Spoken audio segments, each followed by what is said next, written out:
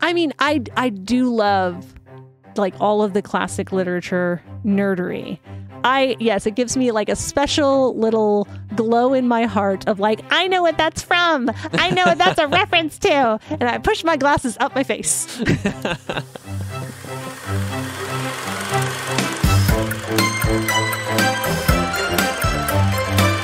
Okay, hello and welcome everyone to another episode of Steam Powered Movies.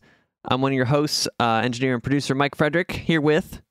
Hello, I am steampunk fantasy author Dana Fraedrich. A little sleepy. I've had some wine. Yeah, I've had a little wine too. We'll see how this one goes. We got together this evening and we watched another steampunk movie. We watched The League of Extraordinary Gentlemen. Watching steampunk movies is what we do. It is what we do. That's like the whole point of this podcast. Yeah, we watch a steampunk movie and we talk about it. Yeah. So that's what we watched today. It was The League of Extraordinary Gentlemen. Came out in 2003. I would like to petition to change it to the League of Extraordinary Gentle Persons. It's not just men. Thank you very much. Petition heard. Petition filed. There is a woman in the group. That is an interesting word choice for them to say gentlemen. I mean, it's sort of kind of like mankind instead of humankind. Yeah. The sort of, patriarchal misogyny of making everything male and male-centric. Right. And they set it up that it's like a title that's been held for generations of this thing, so maybe it was all men at first. No, it's all a lie. But yeah, exactly. Oh, by the way, spoilers, friends. Yeah. Spoilers. We talk about the whole thing. They're spoilers. If you haven't seen the movie, though, it came out, 10-ish, 15, 20 years ago, something like that. So 2003. Yeah. Yeah. Directed by Stephen Norrington. Sounds like a fictional character from Pirates of the Caribbean. Starring Sean Connery. Sean Connery. Yes, of course. We are very good at this accent. We are the best. Definitely not going to come back. Yeah, definitely not going to come back. It actually happened in this movie. The female lead character, she did a Sean Connery impression in the movie. Oh, I know. That's true. Oh, I love it. I love that you say the female lead as if she's not the literal only female character. Yeah. I said that just in case there were other women in the movie to distinguish from, but I think you're right. I think she's literally the only woman that appears on screen. I mean, this is like a Jules for a novel, just with marginally more women. I was trying to think, even like the scenes in Africa, were there any women in like the funeral scene? There were some women in the crowd. Yeah. Just bad, extras, basically. Yeah. That's the extent of it. But yeah, I think she was the only female cast member in the whole thing. Mm-hmm. And I think Alan Quartermain would have it that way as well. Yeah. Oh man, coming in strong with the casual sexism. Yeah, according to him, women can only be wives or lovers. Yep, and they're just a distraction. Do I distract you? Oh my gosh. Wow. But we're getting ahead of ourselves. We are getting ahead of ourselves. I mean, that was near the beginning of the movie, but so we watched this movie because it was basically found it on a list of steampunk movies. We had actually seen it before. I didn't remember much about it at all. I think we saw it like shortly after it came out. Maybe we saw it in theaters. I don't know. I think we saw it because it came out when I was in high school. I worked. This is going to date myself quite a lot. We were both in college, actually. No, wait. 2003. Oh, maybe we were. You're right. We were in college. But it was, we were probably back home at the time or something. Okay, so this is still going to date myself, though. But I was working at Walden Books when Walden Books existed. Was that like a website or something? Where you sell books? You were being daft on purpose. But I remember seeing the graphic novel of this on the shelf at Walden Books and starting to read it because I was like, oh, I wonder how it compares. And I mean, of course, it opens completely differently. But yeah, like it's been out for a while. It's a long old time ago. Yeah. So the loose format of the show is we'll talk about some of the steampunk elements. We'll talk about some of our favorite and least favorite things, and then we'll give it a rating at the end. We'll give it a rating based on how steampunk it is and also how much we enjoyed it. So so getting started with it, is this a steampunk movie? I kind of questioned after we got into I mean, it's set in like late Victorian era. Yeah. They say 1899. Yeah. And I think kind of the theme of the movie is that like the Victoria era is ending. This is the end of that era. Yeah, they're like a new era is beginning, and we're very much like foreshadowing World War I and World War II and the great cataclysmic wars that are to come. But as far as like the technology shown in the film, I didn't see anything steam powered.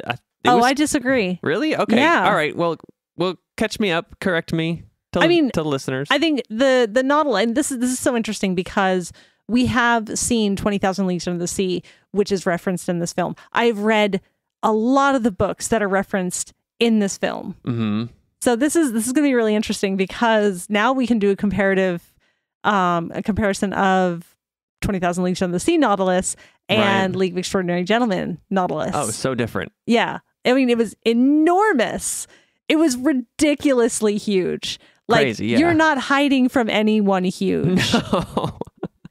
But I mean, the Nautilus, I think, still was. I mean, we didn't get to see its power source like we saw in 20,000 Leagues Under the Sea. But I think it's just sort of assumed that it runs the same way. A lot of like the technology is still very steam driven and things like that. Like what do they call it? The Nautiloid? Yeah. Like the little baby Nautilus. I think that might also be steam powered. I'm not really clear. With kind of like an actual Nautilus, like sort of, or something with tentacles. Okay. That's cute. Okay. No, sorry. It's just that the tentacle, if we're going to call them tentacle configuration, is not at all like a real Nautilus. Oh, I know. But like sort of, kind of. I mean, it had a more like Medusa like shape like you would find on a jellyfish. It really looked more like a jellyfish. You're right. Yeah. It's more of a jellyfish look. Sorry. No, I'm being very pedantic and I realize that. Carry on then. Yeah. Anyway, sorry. So, and I think the car was steam powered. Like we had the armor. Wait, how was the car steam powered? I assume the car is steam powered. He's like, I call it an automobile. Yeah, in this movie, Nemo invented the automobile, and he also had missiles. Okay. And could track the automobile. No. Nemo did not invent the automobile. There were versions of automobiles well before 1899.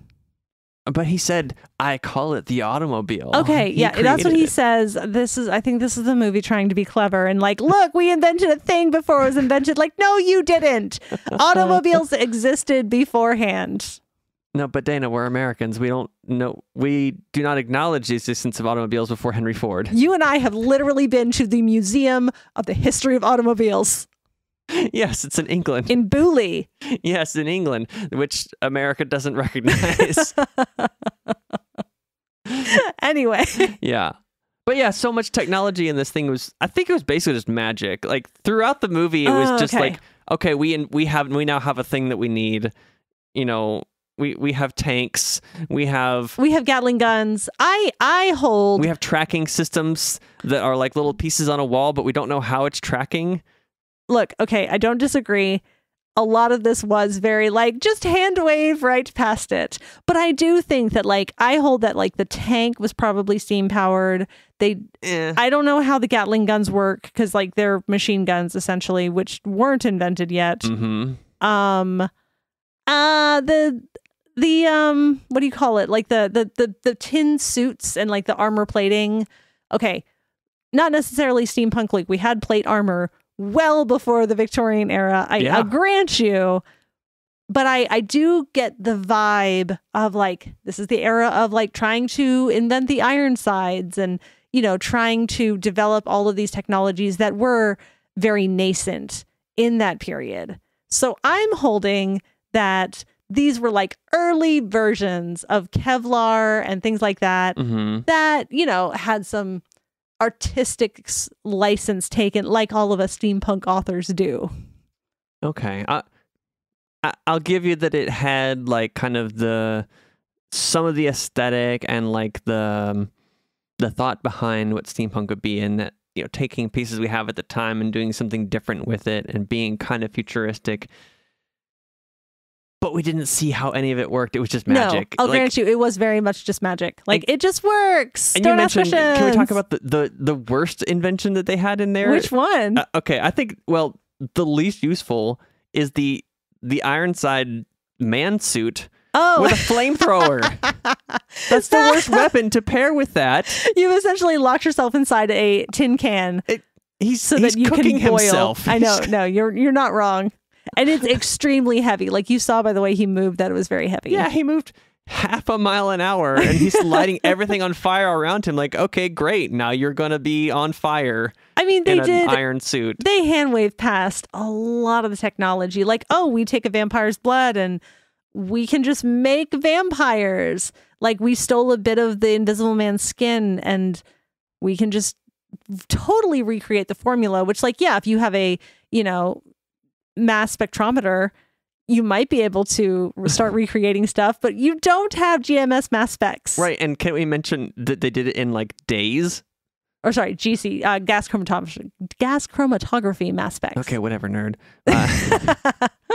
But yeah, they reproduced all of these things in a matter of days. They did. Between the time where the stuff was stolen and then when like the good guys tracked them down, they already had their own Invisible Man who we don't even know who it was. They're like, just some guy. He's a guy. He's yeah. a guy. And they had tons of more of the hide formula. We're skipping way ahead to the end, but yeah, we're talking about all of it. Yeah, really crazy hand waving technology stuff. I think the main point of this movie was really just all the literary references and to bring all these characters from various literature on screen and have a little fun with that. Which I quite enjoyed. I mean, I wrote a book like that. So, okay. Yeah, Heroes, Legends, and Villains is very much that. But like, and I, having read most of these books too, I feel like in a way that kind of added to it for me, but also took away from it for me because I'm not trying to be a purist about this. Oh, here we go. This should be good. No. I'm not gonna be a total purist. However, I do feel that, man, quite a lot of artistic license was taken with some of these characters. Yeah. I mean, I I don't disagree with Dorian Gray because he was a drama llama. Like, you want to read a book where people are flinging themselves onto chaise lounges the entire time? That is the book. I'm not saying there's not some interesting societal critiques in that book, but also, man, just lots of people flinging themselves about in dramatic swoons. Yeah, seems about right. Yeah. So. Speaking of Dorian Gray, do you think they really wanted Johnny Depp for that role? I think they really wanted Johnny Depp. What was Johnny Depp doing in 2003? That was like Pirates of the Caribbean of era. Yeah. Yeah. I don't know. Like he post might Edward be Scissorhands. Like, he might be a little too Captain Crazy. I don't know. I feel like I can't remember I don't remember the actor's name. I looked it up at one point, but like I feel like he was just channeling Johnny Depp the whole time. He does have very much a Johnny Depp vibe. Yeah. I'm not gonna lie. Yeah, I think they're like, can you just do like a Johnny Depp thing? Okay, we can't get Johnny. Oh, how much does he want? Okay, never mind. Right. Yeah. like we got 1 star. We got Sean Connery. Speaking of Sean Connery, he plays the main character in this. Alan Quatermain. Alan Quatermain, who I'd never heard of. Oh, I've never read any of the Alan Quatermain books either. Is he like a big deal in England or something? I don't know. Our English followers should let us know because I have no idea. I looked up the books while we were watching the film and I'd never heard of them. And I like reading them too. Like they didn't really seem like my cup of tea. Like he's a professional big game hunter. I'm not really into books where you're killing beautiful animals for sport. Yeah. Yeah. It feels so. I could see this going either way. Like, yeah, tweet at us at SteamPoweredPod if we get this completely wrong. But I could see either way that maybe Alan Quatermain was a big deal in England, or whoever's writing this is like, we need a character Sean Connery can play from literature. I mean, there's a lot of literature to choose from, so yeah. It kind of feels like the latter. They're like, Sean Connery won't have to do an accent. Well, and let's just say he was a classic that influenced generations of boys in England. Remember, this is a graphic novel first. Right. So the Alan Quatermain character was established already. Oh, you're right. Okay. Yeah. Yeah, so I don't know where he came from. That's my first note was, who the F is Alan Quatermain? I don't know. Right. But he's our main character. I did immediately think like, I would love to see. Here's the thing about this movie. There's a lot to critique in this film. I'm not going to lie, but it has a lot of potential. I love the idea of it. And I did immediately think like, oh, why is Ada Lovelace not in this? Because she was a genius. That is my girl. However, I did realize that they're using fictional characters. Yeah. And she is not a fictional character, so. They were also using people who had like some kind of superpowers, which I didn't really get why Alan Quartermain was included at first. It was like, oh, he's a really good shot and he can punch real good. But they hint a little later on, and he was like, oh yes, I was cursed by a witch doctor, or blessed. No, he was blessed. Blessed by a witch doctor for saving his village, and so Africa won't let him die. Yeah, he can never die while he's in Africa. So that's kind of his superpower. I guess so, yeah. But yeah, it made me wonder at first, like, so why is he so special? Because everyone else does have... I mean, they heavily intimated at the end that he's going to come back to life now that he's back in Africa. Oh, yeah. Heavily. Yeah. They're like, sequel money, come on, let's do a sequel. It didn't happen. Yeah, no. The movie bombed, I'm pretty sure. Yeah, well, I mean, Tom Sawyer definitely doesn't have any superpowers. He is just that's right. being American and shooting guns. I guess that's a superpower. I mean, he ticked all the boxes. You know, he jumped into the fast car and drove it like a maniac, or I guess just drove it American style. Yeah, didn't aim his guns, just fired. Yep, terrible Southern accent. Oh yeah. Oh, you gotta love a terrible Southern accent. It was real bad. It was super bad.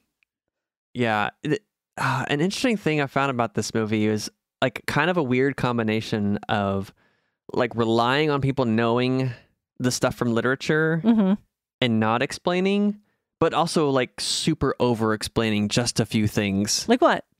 Like the lady, the one lady. Oh, you mean Mina Harker? Yeah. Yeah.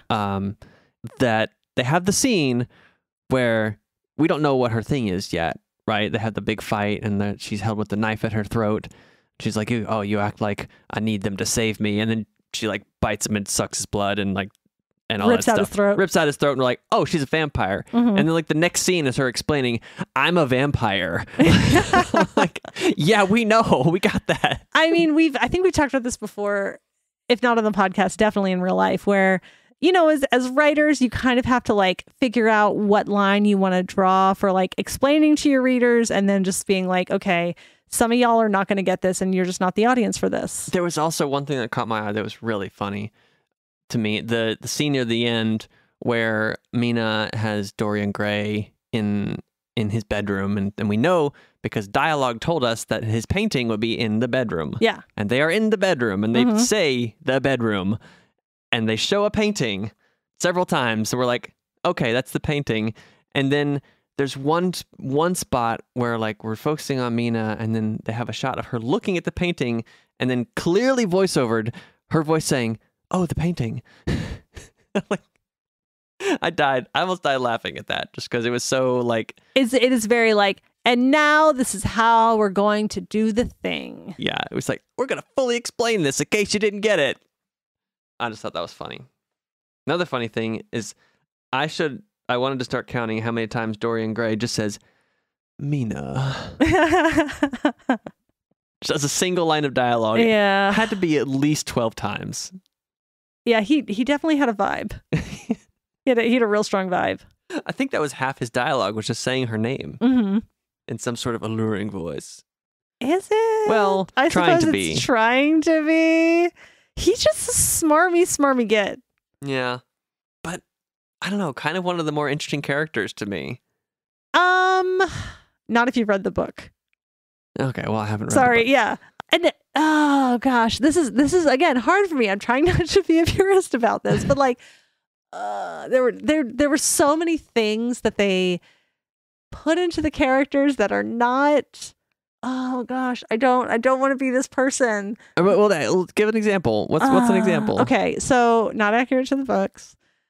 So for instance, Jekyll and Hyde. Okay. Jekyll is specifically described as being dwarfish. Like he's kind of crouched and stout. I mean, he is violent, so they got that part right. But he's not this like huge like mega Hulk. This felt a little. Do you mean Hyde? Huh? Do you mean when he's Hyde or when he's Jekyll? Well, okay, so Dr. Jekyll, Mr. Hyde. Right. Yeah. So when he is Mr. Hyde, he is described as dwarfish and stuff, blah, blah, blah. Okay. Yeah. Gotcha. Yeah. And this felt a little, because it is a graphic novel. X-Men has been around. Avengers has been around a long time. It kind of almost felt like, well, we need a Hulk. Because everyone else has some kind of a Hulk or a Colossus or name your big juggernaut superhero here. Mm-hmm. It felt a little like, well, we need that, so we'll just change this. I feel like that's pretty forgivable, but because one, who's going to remember that description from the books besides you? Me, right? I will. You, but it's visually more interesting to have him be big. It just is. I like the whole idea of undermining circumstances, not in this sexist way that they told the entire movie with Mina. Was like, oh, you're a female, so you can't be doing anything. This is more excellent Sean Connery voice. Oh, I see that you are a woman. Well, go to your room and don't join us on this adventure. She does a lot, though. I know. Like, once we know that she's a vampire, it's like, oh, yeah, do your vampire thing. Like, and, gasp, control you the can bats. do things? She, sends hordes of bats everywhere and she does all kinds of stuff. She is a horde of bats. Yeah, that's a pretty cool superpower. Mm-hmm. I mean, but, Hyde being big is, I think is more visually interesting. I think it would be really hard to do to have him be small, but all powerful and crazy. I mean, yeah. Nah. I can forgive that. Here's one I want to talk about. Go on. You've read 20,000 Leagues Under the Sea, right? I have. I'm so excited, friends, because our very first podcast, we talked about 20,000 Leagues Under the Sea. I hadn't read the book. I have since read the book. Nice. Yes. Okay, so I haven't read the book, but I watched the previous movie, obviously, that we talked about. Yeah. So in that one, Nemo's a generic white guy. This one, Nemo is Middle Eastern, of some sort of Middle Eastern. He's Indian. Indian, okay. Yeah. Indian. I was thinking Southeast Asia, something like that. Okay, so he's Indian, and his whole crew is also Indian, or same or thereabouts. Very differently portrayed character. He's got crazy kung fu fighting or something, I guess, because he's Asian. I don't know if that's why they did that. Okay, what if that is from the book, and what if that is just completely invented? A lot of it's completely invented. So, funny enough, in an early drafts of 20,000 Leagues Under the Sea, Nemo was specifically described as having been a Polish nobleman, because Jules Verne was just completely horror-struck by the Russian oppression of Poland, and was like, I'm going to write a book kind of calling all this stuff out and all this kind of stuff. And his editor was like, no, we're trying to play nice with the Russians, blah, blah, blah, geopolitics, blah, blah, blah. So they ended up taking that out. And he's just from a no man of no man's land. And all of his crew is just a no man of no man's land. Gotcha. Yeah. So I actually had a note about the fact that he's Indian in this. I don't know why that choice was made. I assume that's also from the graphic novels. Maybe because Alan Moore is of British extraction, and there have been a lot of racial inequity with Indians moving to the UK. I mean, never mind that the UK just took over their country and then was like, we own you now, but whatever. So yeah, I don't know if there's more history about that included in the graphic novel or just what, but I wonder if that's why he was specifically depicted as Indian in this. Okay. Yeah, I mean, maybe they were trying to get some diversity in. I mean, they had a woman, so Oh, you have a woman! How very diverse of you. So they could have one non-white person. Well, what's funny is that Ishmael is not a white person. Right. Yeah, he's I think in the book, I'm trying to remember, I think he's some kind of Pacific Islander. I might have that wrong. I apologize if I do not remember, but I know he's not white. We don't do lots of research before we do these, whatever. It's fine. We watch the film and we do the thing, and then we basically rely on our memory. But yeah, Ishmael was not white, and they made him white in this. So I don't know why. That does kind of make me think they were like, okay, Nemo and his crew, those are our people of color, and that is it. Right.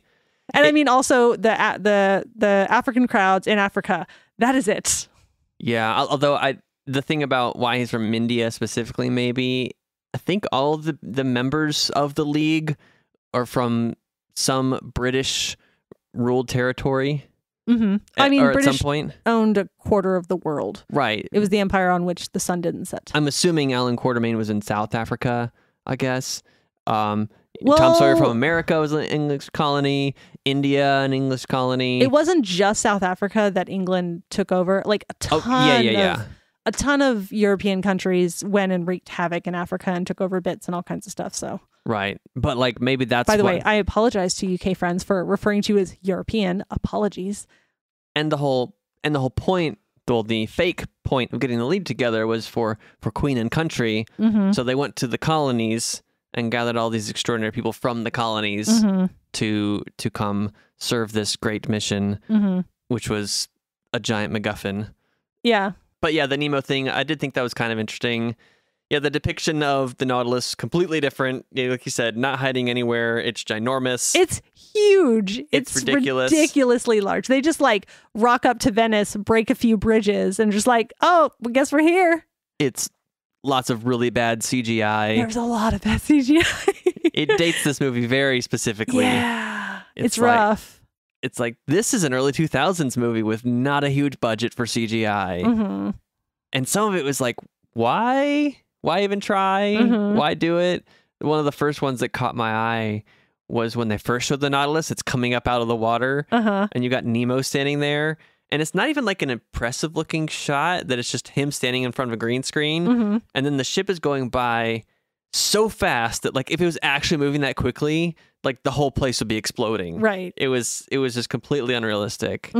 For something that big moving that quickly. They just had the physics all wrong. Like that's one of the things with like bad CGI is like if the physics looks all wrong, it just looks super fake. And that was happening all over the place in this movie. My favorite one of those was when they're like in the car and they're all kind of taking turns to jump out.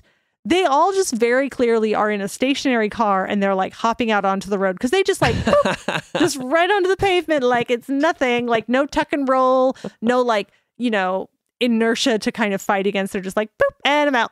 Right. I mean, Nina was the only good one, but that's because she like CGI flew her way out of the car. Yeah, her face like turned different than it did at any other point of the film. Okay, this is something else that really bothers me. There's like an inconsistency with sort of her vampiric form, and there are a bunch of different intellectual properties where when vampires are kind of like in their attacking or like vampire form, they look really different. But like it's a very specific like I'm just being normal now, and now I'm being a vampire. Like Buffy the Vampire Slayer did it. The Sims have done it. Like, oh, wow. Yeah, there's a ton of intellectual properties where like, and now I'm vampire form.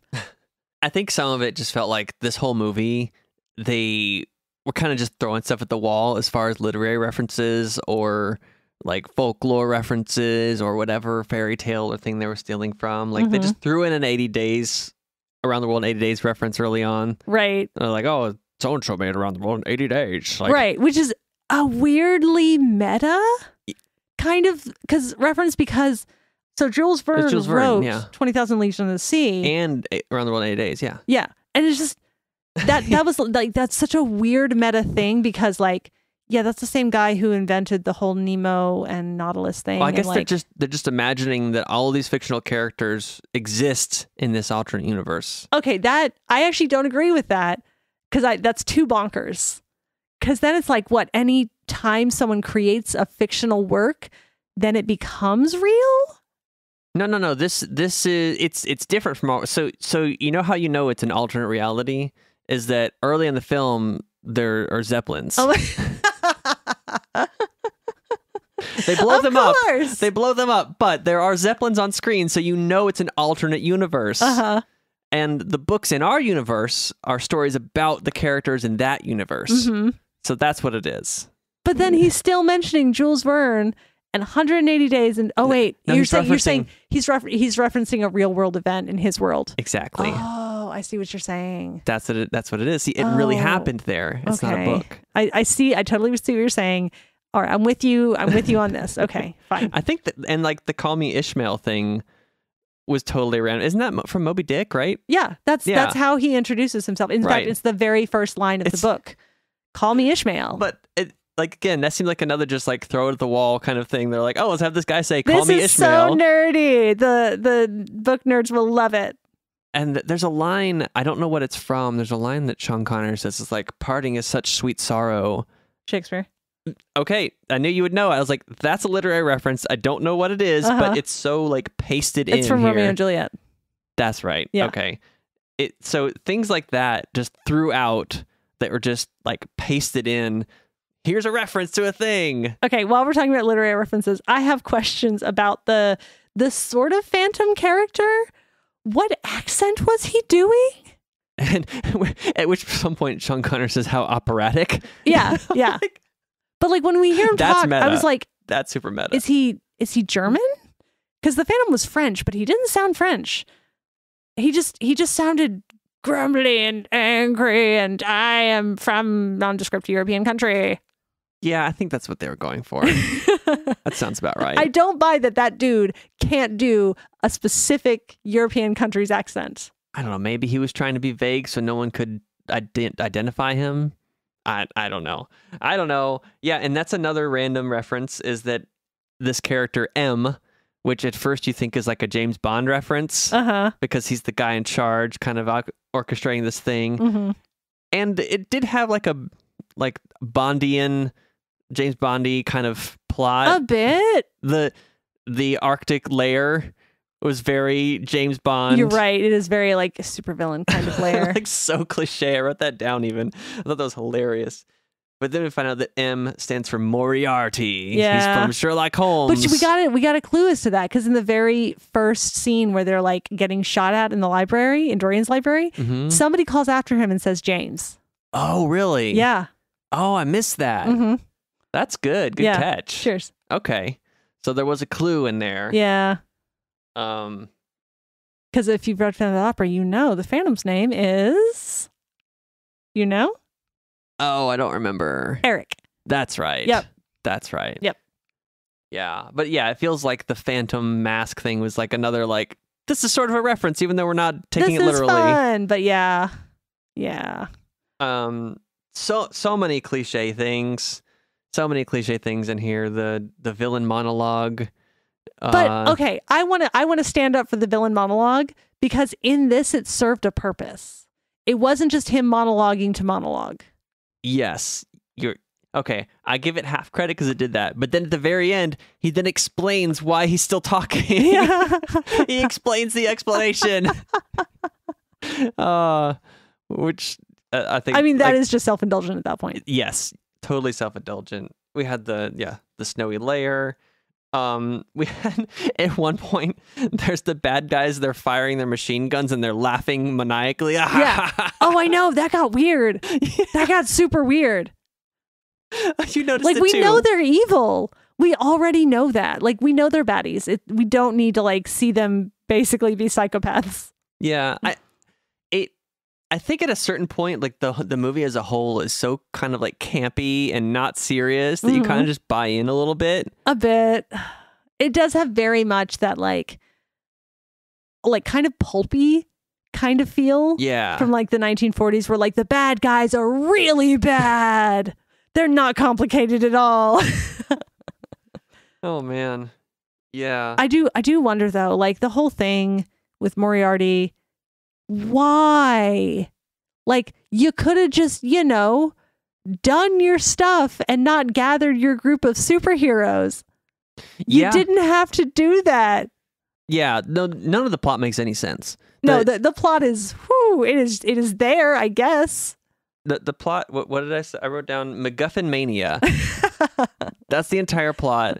They're like, they spend the first 45 minutes just getting the team together, as you should. That's kind of what the whole movie's about. Sure. It's like meeting these characters. They meet each other. They have like the part where they're on the boat where they're not sure about each other. Who's spying on us? I think it's the invisible guy, but it's a twist. It's Dorian, The invisible guy's on their side the whole time. He's a good guy.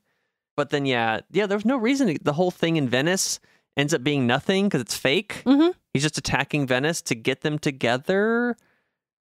Yeah, he didn't need to get them all together to steal their powers. Right, no. He could have just met them individually, be like, oh, hey, I'm thinking about getting a team together. I'll contact you later. Right. And then steal their stuff. I've taken a bit of your skin. Oops, we, slept together and I took some of your blood. Yeah. Not necessarily in that order. Right. Like, wait, I missed that scene. Okay. I didn't see that part. I mean, he was trying, but, it didn't happen.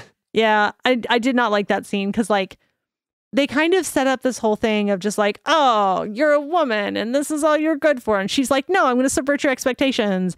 And then, like, she starts bleeding and then she gets really horny. And then it's just like, yeah. Okay, like, I get you're a vampire, but you're still a person with the brain. And, like, I don't know, like, that was just very, like, we're just not even going to think about this. We're not going to think this through kind of thing. Not that I think a ton of this movie was, like, super well thought through, but right. I was just like, oh, gosh, God, just love that casual sexism. Yeah. And you had the casual assault. Which part? When they're in the mountains and Skinner, the Invisible Man, comes up and grabs her butt. Oh, yeah. Yeah, casual assault. Uh-huh. And they're just like, Mom, that's funny. Yeah. It's like, oh, he's such a cad. Mm-hmm. That's kind of his thing. Yeah. No. Yeah. Being a sexual predator is not anyone's thing. Yeah. Yeah. I guess the reasoning would be that they wanted him to be set up as, like, not like he's suspicious that he's maybe a bad guy. So, like, they make him a bad person. Like, okay. I don't know. Again, I think they do try to make it very pulpy where, like, all of these, like, quote unquote heroes, like, all have, like, dark sides, which, okay, cool. Like, I'm into that. I'm into a complicated hero, but a lot of them are just sort of creepy. Like, Hyde was basically being a voyeur during, like, the little meeting with Mina and Dorian when they start to have their sexy time. And it's just like, bro, no, dude, so creepy. So creepy. Yeah. Like, Skinner is just like, just assaulting Mina. Like, it's too much. It's too much. It's wrong. Y'all, you are on the wrong side of the line. Yeah. Yeah, they threw a bunch of stuff at the wall with this movie. Because I will say, like, on antiheroes for a moment, like, let's take Dexter for a moment. If you haven't seen Dexter, spoiler alert, he is a serial killer who only kills other serial killers. This is a very bad people. Well, okay, yeah, like, generally bad people. Yeah, like real bad people, child molesters, serial killers, that sort of thing. That is actually, I found that very interesting. I didn't like how the series ended up, blah blah blah, but I find his moral code extremely interesting because he goes after he goes after the people that have sort of slipped through the cracks of the justice system. Either they got off on a technicality, or they had a particularly good lawyer, or paid somebody off, or whatever, or just never got caught, Yeah, like all kinds of stuff. Yeah. He's got a really interesting moral code. Is it okay that he's also murdering people? No, but the people he is murdering, you kind of don't feel that bad. But is the world a better place because of him? Exactly. Oh, yes. I like these questions. So, like, just on antiheroes in general, I like a good antihero, but do I feel like they missed the mark here. Like, in a big way. Such a big way. Yeah, I agree there. I mean, again, I get what they're going for, trying to... I mean, this is very casual, early aught sexism, so... Yeah, it was very much passable at the time. It's never been passable, but I understand what you're saying. People got away with it. It got thrown into lots of things, and, they got away with it. But, hopefully we're doing better now. We'll see. There are some examples of us having gotten much better. I recommend Ted Lasso and Brooklyn Nine-Nine. Schitt's Creek. All good. Yes, all excellent. So, we've talked a lot about just the movie in general. Yep. All over the place. Can you think of anything that was your favorite and or least favorite? I mean, I do love, like, all of the classic literature nerdery. Yes, it gives me, like, a special little glow in my heart of, like, I know what that's from. I know what that's a reference to. And I push my glasses up my face. That does make me very happy. That is extremely, again, very pedantic, and I know it, and I'm okay with it. I don't know. I think my favorite thing was probably the part where they're meeting all the where you're meeting all the characters. it's just kind of the most interesting. Maybe my favorite moment was they had the whole fight scene. You're still like learning people's powers. We don't know about the vampire yet. And like we don't know what Dorian's thing is yet. I mean, if you know the story, you kind of know. Then there's the scene, the part where he gets a bunch of bullets shot through him, and then the bad guy is like, "What are you?" and rips his shirt off. You see all the bullet holes. Oh my gosh, I forgot. You see all the bullet holes healing up, and then he's like standing there with his shirt off, and he's like, "I'm complicated." That was my favorite part of the entire movie. Man, I laughed. It was great. That was like the tone of the movie and everything. That is 100% like the corn, the pulpy corn. Yep. So that was my favorite part. Least favorite, I mean, tons of, it's like there's, they just didn't try in a lot of places. It wasn't trying to be a perfect movie. As far as just the experience of watching it, probably the bad CGI. I don't know. Like there was a whole scene that looked like underwater video game cutscene where they're showing all the bombs and stuff. Yeah. And besides the fact that whole sequence didn't even matter for the story. Yeah. That ended up being kind of a MacGuffin unto itself. Like, oh, we're just going to blow up Venice for funsies. Maybe we'll kill these people in the process. Yeah. And then Dorian runs away. Like, yeah, we didn't learn. Yeah, there was no point to that whole thing. So probably just that whole Venice sequence. That was my least favorite part. But the rest, it was some combination of fun, kind of interesting, or hilariously bad. So yeah. Like I said, I do think I think the idea has so much potential. I love the idea of like all of these characters coming together. I would love to see this film redone in a much less sexist way. In just obviously your least favorite part. Yeah. Just the super casual sexism everywhere. Come on, Dana. They got a woman in the film. Oh my gosh. You got representation. No, don't do that. Do not do that. Sorry. Joking, kidding. Yeah, I know you are. But like, I do love this idea though. Like, I really want to see this redone and redone well. Cause gosh, like you have so many cool characters and so much awesome literature to pull from. I just want to see it so bad. Well, maybe there'll be a sequel. Maybe. Not a sequel. It's not what I'm asking for. I'm asking for a good reboot. I know everybody's tired of reboots, but I really want like a really good reboot of it. Yeah, and maybe if they redo it, it would be cool if they could introduce the characters in a little more organic way as far as explaining their backstories and showing them, where they come from and what they're about. But, you had a lot of characters to throw in there. They had to just do some hand waving and also some like, here's my backstory. Yeah. Like just explaining for 5 seconds. And I want to be clear. I'm not sure that all of our complaints are the fault of the graphic novel itself, because I mean, we've both seen Alan Moore's V for Vendetta, and that was done brilliantly. Yeah. That's a great film. Yeah, so no, I like that one a lot. I think this is very much on the filmmakers. Yeah. So I just want to make that clear. For sure. And to clarify, when I talk about bad CGI, like I know that it's hard. Like CGI is hard. It's complicated. It takes lots of time.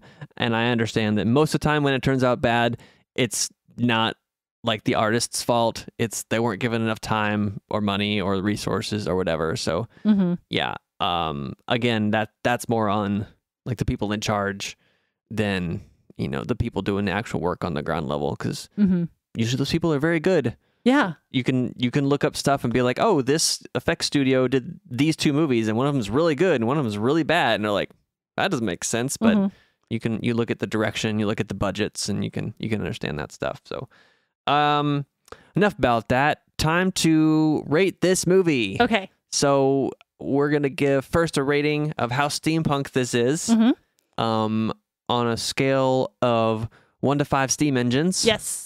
How steampunk is this movie? Dana, what do you think? I'm going to give this 4 out of 5. I think it hit the mark in a lot of ways. I'm taking one away though, because there were a couple of things that are super hand wave past. I believe solar panels were mentioned. Oh, right. I forgot that. And crystal sensors. Excuse me? I'm sorry. This is literally world changing. And we're just going to just gloss over that. It's magic, Dana. It's magic. I know. It's all magic. So yeah, I do feel like it is definitely a situation where they're just like, yeah, there's all this like steam level technology, cool, but also some other stuff, and we're not going to like explain it or think about how that affects the world as a whole or anything, and they're just going to hand wave past it. So 4 out of 5. So pretty good, not great. So this puts us in new territory here. This is the first time we've disagreed on this rating. Okay. I think it should only get 2 stars or 2 steam engines. Interesting. For how steampunk it is. That's low. Tell me more. Because we don't see how the technology works. We don't see anything that is steam powered specifically. Even the stuff you're saying that you're like, oh, I'm pretty sure that's steam. We don't see any steam exhaust ports. Like we don't know, and it's all magic. There's someone, like you said, the crystals and he has some sort of way to track the car to aim his missiles at it, and he has missiles. Like all this stuff is not steampunk. It's just completely futuristic. It's completely just we invented things in the 1800s that really got invented in the 50s, the 1950s. So I don't know. I think it's 2.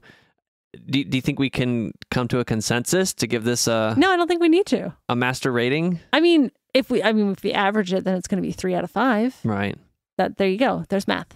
Okay. You're welcome. So collectively, average 3 out of 5 steam engines for this movie. Okay. So that's how we got there. What about just how much you enjoyed it? So you're giving it 1 to 5 gears. This is really hard because, like I said, I love the potential of it. It's really, really, really hard for me to just look past like just the outright just sexism and I almost gave it like 3 or 4, probably 3 out of 5. But like the fact that Skinner just comes up and assaults Mina, and it's not a huge effing deal. Like she slaps him and that's the end of it. And he like makes some dumb little quip. I can't do it. Like I can't stand behind that. I can't give it to much of a higher rating. So I'm going to say 2 out of 5. 2 out of 5?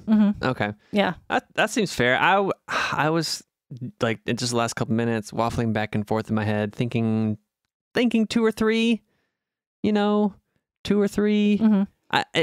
2 feels a little harsh just as far as like the watchability and how enjoyable like some of it is. So if we were doing halves, I would do 2.5.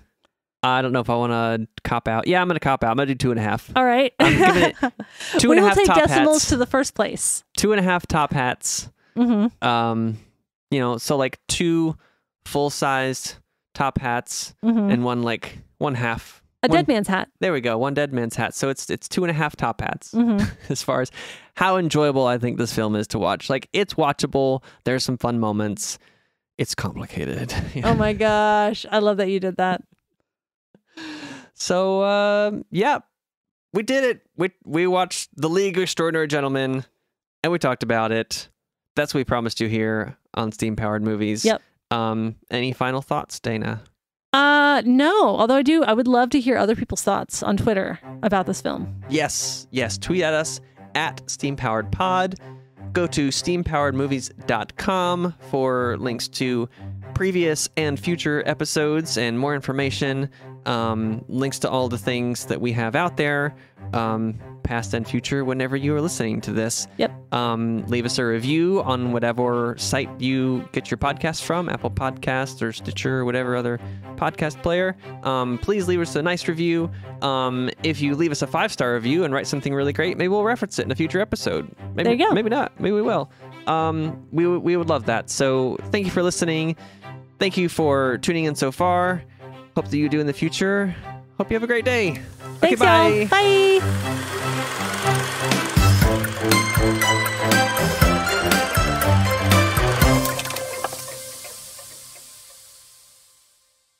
Wrong Quarterman.